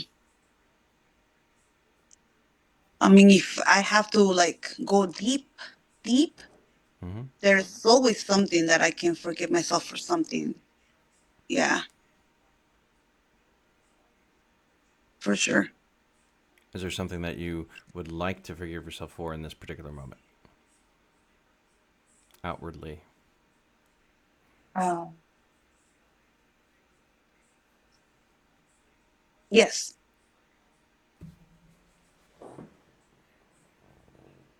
definitely. Is it You want me okay? to say? You want me to say it? It's up to you. If you're invited to do so, um, assuming that I can speak for everybody, that you're, we're here to support you. So if you would allow us to be advocates for you, then we would love to do so. Um, I went after work. I went to the store, and um, I wanted to come back home like after work to like make sure my son is okay because he's been sick for like a few days. And instead of that, I decided to go to the store and I bought things that I really didn't need it, that I wanted to buy because I wanted to buy them, but I really didn't need to. And I decided to go to the store and have like that little time for me instead of coming home. So I want to say I want to forgive myself for thinking that I have to run home when I don't have to feel guilty. There you go. That I don't need to feel guilty. Like if I do something for myself, it's okay, Mariela. It's okay for you to do it. You don't need to feel guilty about it. So it's not really forgive myself, but like it's like don't think that way about yourself. Like don't do that. You don't have to go there. Like you deserve. Yeah. So that's what came up to me right now. Great. Thank you. Thank you for sharing that. And do you feel like you've forgiven yourself? I think so. After like how I said it right now out loud, I think it helped me. And realizing that my son was like here, like he's not here anymore, but like so he can hear that like mommy doesn't feel bad about not being on time for you. Like it's okay for mommy not to be with you. Excellent. Yeah. What is the smallest thing you can do to create that forgiveness so that you're on the path so that, you know, so that you do forgive yourself? What's the smallest next action you can take? I think just allowing myself to that emotion or that feeling when it comes to me. Um, I really I can't think of anything but just that, like allowing myself to like feel. Hmm. Yeah, that's what comes. Perfect. So the next smallest thing you can do to really forgive yourself is to feel. Yeah. Beautiful. Thank you for sharing that. Thank you for doing that. Yeah. Thank you. You're Thank you. officially off of the hot seat that everybody else voted you into. Just to let the record state. I'm going to invite you to pick the next person. Oh, oh, Eloisa. Hi. What's up, Juan? Hey, Mayra. Are you open to this quick little hot seat? Sure. Yes. Perfect. And where does your self-trust crack? Huh? Where does your self-trust crack? Where do you second guess yourself if you're not being completely open? Like when you mentioned earlier, and again, thank you for sharing that. Um, I don't. Did you say that you used the word "I'm fine"? I'm not sure if you said that you do or you don't, but Well, it's, when you mentioned depends yeah. on the person you're talking to, right? Yeah. Yeah.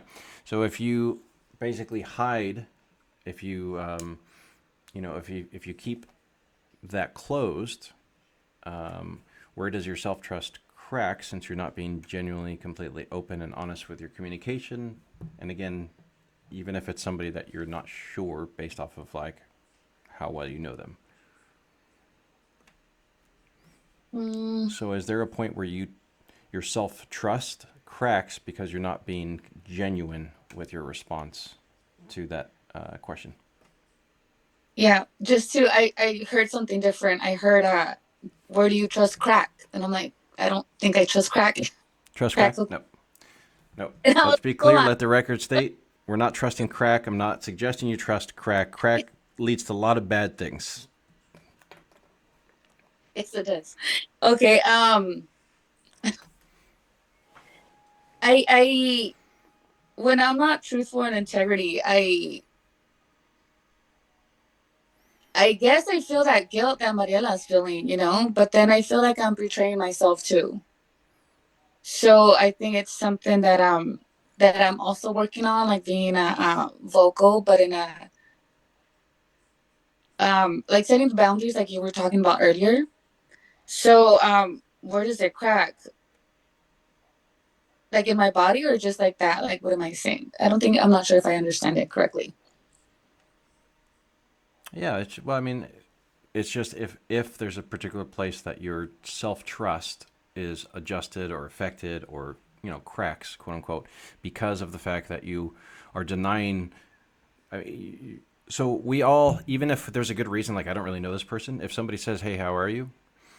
Right? Because that's really where all this stems from, right? It's just like, "Hey, how are you doing? How are you? Whatever," and it's like, "Well, I'm fine." It kind So of goes back to what we were talking about, like putting that armor, because I don't want to be very vulnerable with just anyone. So at first I don't like to be vulnerable, but then I'm also thinking like I don't want to sound like a complainer, because sometimes when you start talking, it kind of sounds like you're complaining. I feel maybe like I'm complaining, and I think somebody mentioned it earlier, where and then you just start, you just rather not say anything. So where does it, for me it's like that judgment, but then I feel lately, or my word is integrity, where I have to trust that what I'm saying at that moment is my truth. So if it's not coming from a bad place. So I've been working on that. So where does it crack? It's just me holding myself accountable for my words. yeah. So holding yourself accountable for the words. Yeah. Yeah. Thank you Mm-hmm. for sharing that. Perfect. And so from you holding yourself accountable to your words, and is there anything? This is actually kind of attached to the checkout question, but I'm going to put it in the chat for everybody also. But this is actually the next question, just because I'm looking at the time also. What would change if you stopped abandoning yourself in the moment you need you most? Mm.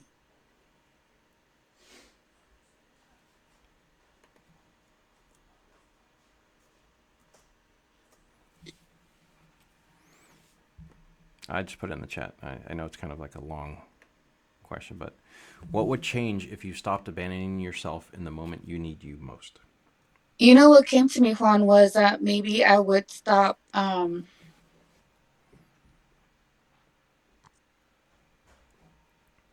I had it. I wouldn't let little Myra run the show, maybe, and then I would function from a different place. Um, You mentioned Little Myra. You wouldn't let Little Myra run the show? yeah, because sometimes I felt like I've abandoned her when I people please, or when I don't show up in my true self. I'm Mhm. abandoning her. So it's I'm kind of this deep thought right now. So it's like, oh, I don't know how to say it, but is that making sense? How Mhm. you know what I'm kind Yeah. of saying? Yeah. Thank What you. would stop? She wouldn't run the show. She would know that I'm running the show and that she's safe. So I wouldn't put anyone else in front of her but her, but little Myra. But now she's not running the show because she knows she's taken care of by Eloisa, by Myra Luisa. So I don't know if that's. Thank you. Next. No, it makes sense. Yeah. Thank you for sharing that. Yeah.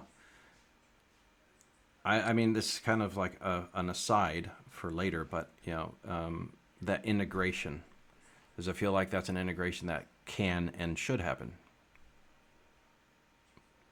Like it's time for it to happen. Yes. Excellent.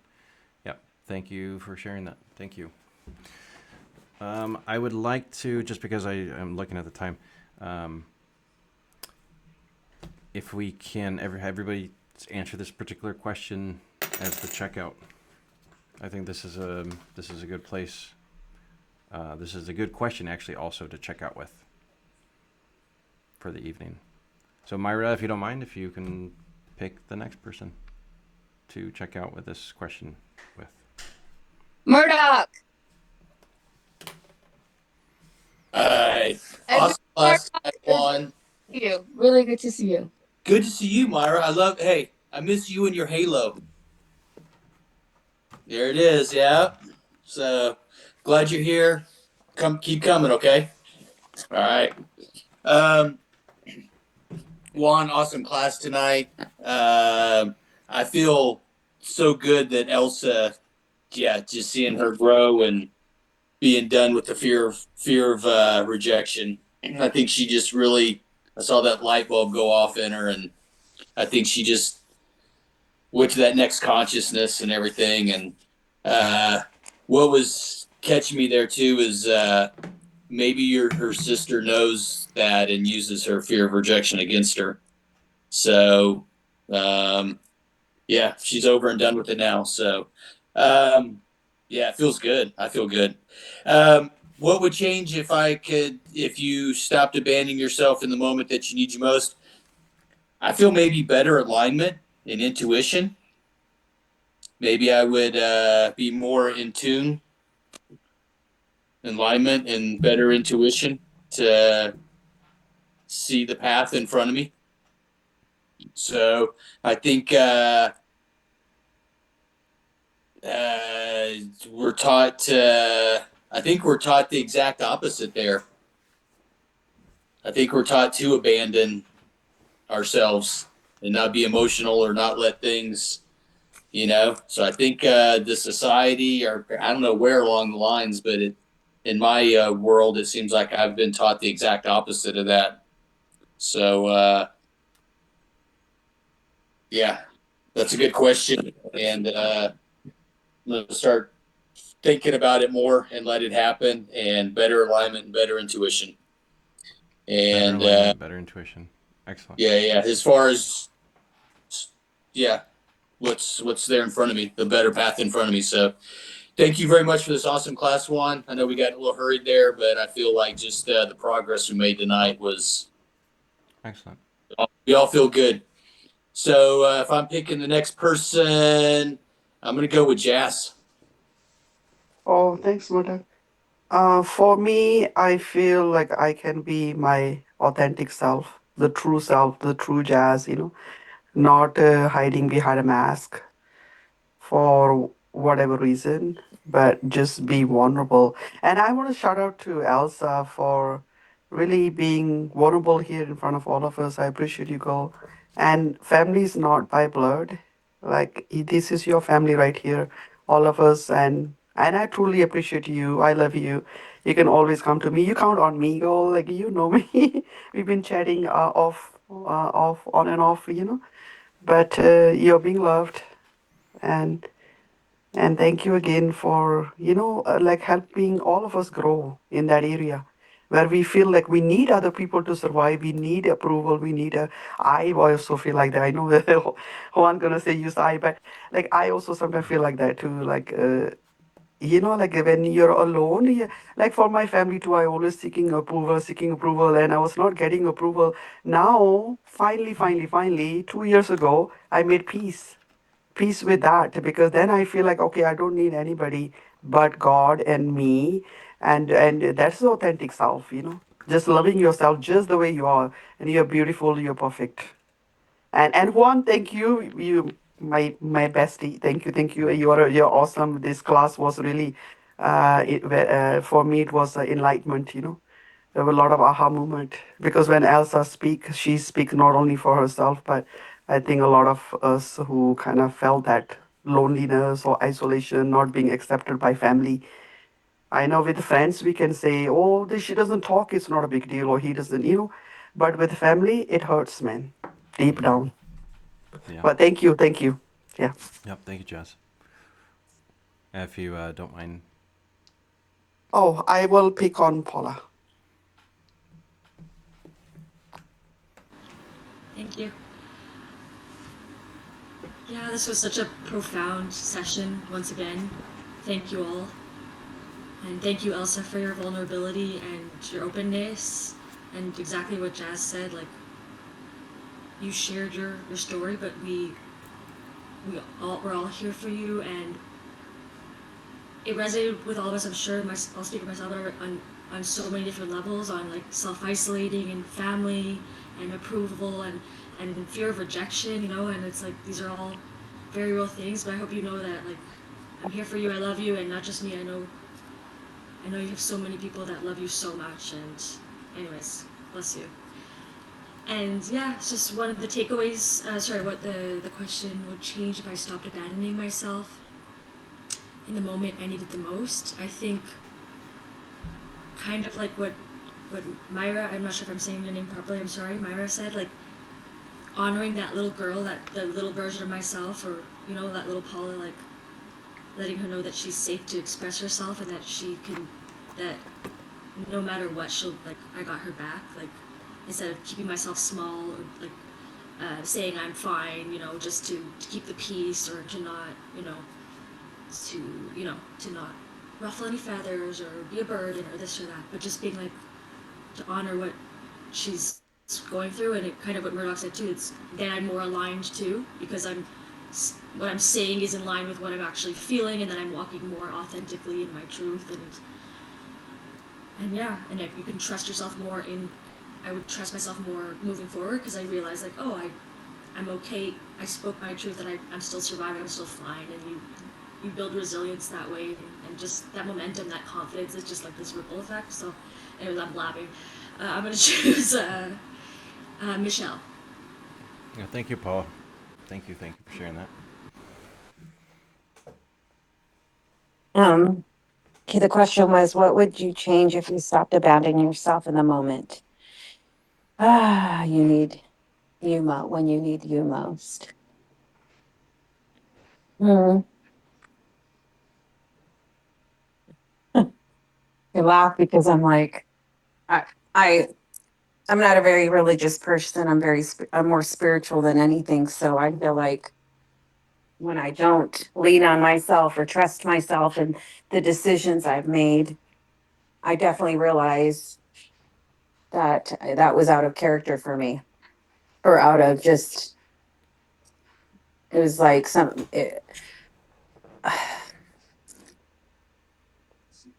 when I abandon myself, uh, this is hard for me. Wow.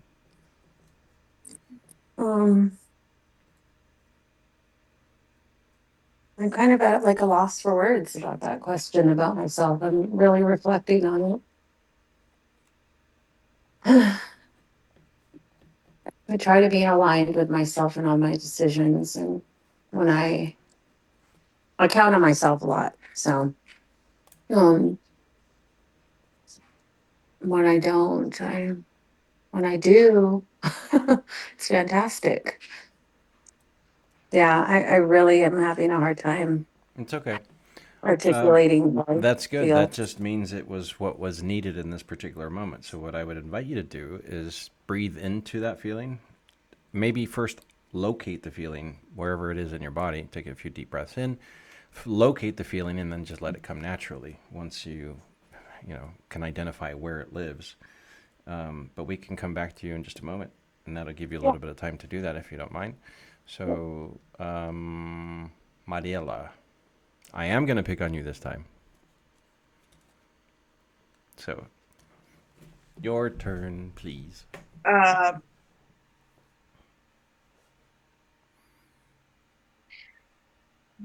I didn't even think about the answer. I'm really working on not doing that, like not abandoning myself, taking all parts of me and being okay with that.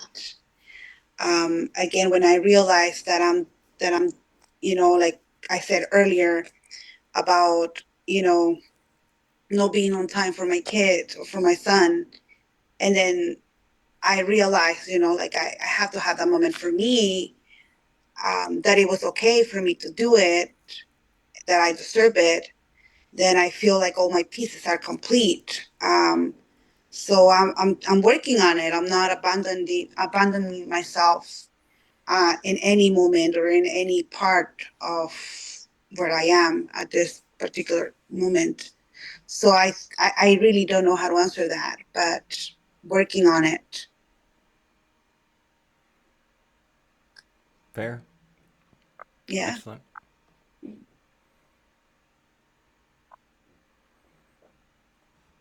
Excellent.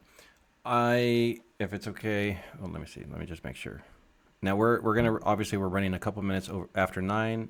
If it's okay with you guys, I apologize. We're running a few minutes after 9. If it's okay with you, I would like to ask you, Mariela, just because I know with the work that we did, I think it was last week. Um, if this resonates in any way, or if it's relevant to this particular question for you, when we were talking, I know you and Paula dealing with people at your workplace asking you to do things when it's like, my my schedule's full. I need more notice, right? Yeah. So I would like to ask you if that particular type of situation where you neglect yourself and just say, yes, I'll do it as soon as I can. Because you mentioned it depended on who asked you, right? If it was the guy, then it's like, if it's the girl, you're like, fine, whatever. So if you'll allow me, Okay. when it's the guy or the girl, either one, would that be a relevant situation where something would change if you stopped abandoning yourself in the moment, which is being true to yourself in not just automatically saying yes or not just automatically saying no? It's funny because like I told you, I'm working on it. And actually, he did ask me to do something for him. And I actually sat with him. I talked to him. And after we discussed, and I told him how I felt. And he knows that he's not my favorite person in the world. So now he knows that he has to let me know in advance at least a week, which he did. And so I have, like, again, I've been working on, like, good. So I haven't abandoned myself. Like, literally, I'm working. I'm doing this good. And I mean, my boss, my lady boss, she didn't have to intervene, or she didn't have to do anything. or I didn't even have to talk to her. Like it was just me and him, and we were good after that. We've been good. So I mean, again, he knows he's not my favorite person, and but now he knows that if he needs something from me, he needs to ask me a week in advance, and I'll definitely do it if I have nothing else to do. And he said, "Okay, thank you." So again, I'm doing good. I know. So Proud of myself. after the boundary conversation we had last week, you just went and did it. Yes, It was that simple, huh? it was very simple. Excellent. Again, and then I don't know if you remember, like I told him, like just remember that things that I do, I don't do it for you or for the company. I do it for my viejitos, for the people I work for. You're right. So like I with that, he was just like, woof. And now again, our conversations are better. Uh, like again, it's work related. We don't fake it anymore. We just say good morning, and we don't say how are you. Nothing. We're just like good morning, and then we just do our work, which I love it. Excellent. I'm super proud of you. Look at you on a roll, getting all these things done, getting your organizer, your planning, your No, conversations, I'm your doing my work, boundaries. Juan. I'm doing my work. You are. Yeah, very good. Excellent. Very good. Thank you for Okay, sharing that. can I Awesome. go? Yes. Okay, I think I reflected and I really thought deep and hard. And I think that my inner voice would be nicer Mm. Two. and I be nicer to myself. Excellent. And I think I would be less lonely in a And you would sense. be less lonely. Not complete like it would have to be like because of my inner voice would be nicer and softer and I would the loneliness I think would come less lonely would be because maybe that fear of me uh reaching out for help or just like when I know I can or maybe somebody that can help me or just a discussion maybe not if maybe I let go of the fear of talking to somebody about something that is important to me at that moment, then I would feel like I have somebody there with me. I'd feel like I wouldn't feel so alone instead of locking it away. It's like not, I guess maybe I'm not articulating it right. Like if I happen to sit, like there's something I want to get off my chest, but I'm just too afraid to even do it. But I tuck it away. And when I can just easily just be myself and express that, I think if I do that, I would be less lonely. Excellent. Does You'd that be make less. sense? Yeah, you'd be nicer to yourself, and you would be less lonely. Mm-hmm. Yeah. Excellent. Thank you for sharing that. I would love for you to be nicer to yourself and for you to be less lonely. Also, Yeah, I know. I know. I'm sure It's everyone would feel the same way. So, yeah. yeah, thank you for thank you for sharing that. Now I know that you came a little bit late. I think unless there's anybody else who I'm missing, I don't think I'm missing anybody. I know you came late, but if you would like to check out what the question, Chandra, what would change if you stopped abandoning yourself in the moment you need most? I came from being abandoning myself. That's why I'm in Bali by myself. Like, because I know how amazing it is to give yourself everything, turn all the love to yourself, and be careful with your time and energy. So I'm experiencing from dying to really loving, living, and nurturing. But I shrink a lot. I make myself small. And I've noticed more like if I'm doing chanting or meditation, if I don't know, I shrink. Or if I don't like something, I shrink. And then my fear is so much bigger than I am. And then so I have a tiny little seed that I literally talk to my fear, like, How are we gonna do today? Who's gonna win today? You know, kind of thing. From the guava seed that I have it carried everywhere. It's in my prayer box over there. And so I'm facing it every day. I'm living in a jungle where it's like bugs eating me alive. And this is where I was born, and I'm going back to earth to love, to live, to heal all my 5 elements. So, because it cost me my life to abandon my life. And if I die and sick, and then what's the point of me? I don't exist. People are greedy, and you can't blame them. I get to tell them where the boundary is and what they can have, and how much access. Right now, nobody has access to me. They miss me. I don't miss them. And those people will find other people. So just recognizing what I need and how much control I have. That's all internal. Excellent. So what would change? Thank you. What would change? I was just trying to summarize, like recap. I was trying to follow, so that's okay. Thank you for sharing that, Chandra. Happy. Yeah, no problem. Thank you. Has anybody not gone? I think that's everybody, right?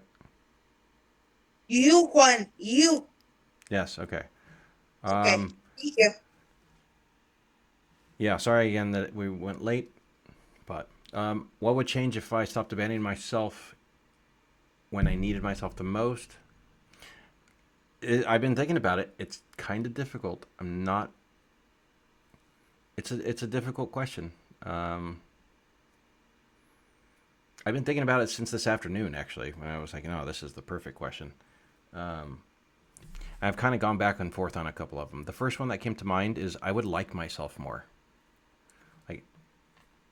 I'm a pretty cool dude. Like, I'd hang out with myself, I feel like, if I actually represented myself the way that I feel like I am. At least this picture in my head of who I am, right? With values and criteria that I think I uphold, right? But then I also know that in that moment, I don't necessarily know that I think I kind of have abandoned myself, which is like, wow, that person kind of sucks. That person's kind of weak. That person's kind of like insecure. That person has no confidence. That's not the person I want to hang out with. So the easy answer is, well, that's what would change. I would actually like myself more. I would definitely want to hang out with myself more. But I'm not really sure that that's actually the end question, or that's just what came to me first and kind of like started doing the whole squirrel thing in my head. Other than that, the second thing, and I'm going to leave it with this, what would change if I stopped abandoning myself in the moment I needed me most, is I could maybe not reach, but at least further my potential. Keep pushing that fence of potential further and further away. So it's like a sun before its supernovas. Just continue to expand and expand and expand and expand, and those limits that those barriers that we thought were like where the fence line is really just, that's only as far as it went, because that's as far as we pushed. We could actually push further, right? So that's the second big thing, is like getting close to potential. But yeah, thank you for letting me share that with you guys. And keep in mind, from this point forward, having a little bit more awareness, practice, and remember, naming it, taming it, and just being now aware of ourselves when we give like this default answer, I'm fine. Now we can actually, from this point forward, nothing will ever be the same, and you'll be a little bit more aware. You can regulate, and so much more potential for everybody. So thanks for letting me hang out with you guys. Love you. I will see you next week. Thank you Have a very good much. evening, everyone. Good night, everyone. Thank Hang you. out with you.